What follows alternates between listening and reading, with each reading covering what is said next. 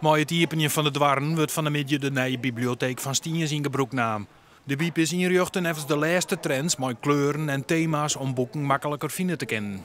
Het moet de lezer verleiden, krijgt als een boekwinkel. Dus we werken niet meer alfabetisch de boeken in de kast, maar we maken werelden. Werelden die aansluiten bij de belevingswereld van onze klant. Daar is onderzoek naar gedaan. Dus we hebben een wereld liefde en leven. Dat zijn romantische boeken, maar dat zijn ook kookboeken en tuinboeken.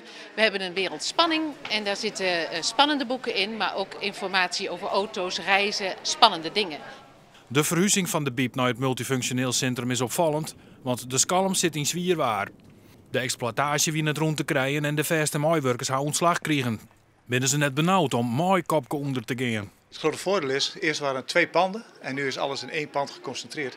Dus de gemeente kan enorm besparen op de huisvestingslasten. Nou, wij denken dat het juist heel goed is dat de bibliotheek naar de Scalm verhuisd is.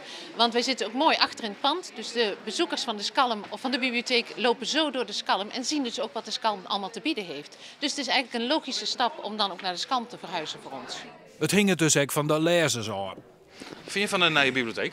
Ja, prachtig. Ja? Ja, heel mooi. Ja. Wat is het zo mooi, jongen?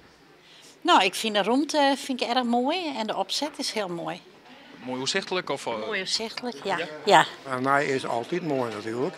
Maar nou, ik met de boeken, dus daar hebben al een mooi apart zet en die en het is licht en roem en zo weer. Dat, ja, ik ben er wel tevreden mee. Een degelijke organisatie is noodzakelijk. De bedoeling is dat er een nieuw bestuur gevormd wordt. Want behalve dat de bibliotheek vast moest bezuinigen, moet ook het welzijnswerk vast bezuinigen. Dus dat speelt ook een rol natuurlijk. Die bezuinigingen moeten ook gehaald worden. En dat heeft ook zijn effecten op de Scalm. De gemeente Ljouwertradiel had er ook betrouwen in. Er is een huurcontract voor 10 jaar afsluiten met de biep. Dezelfde constructie is ook al tappast in Sint-Anne en op de Westerheen.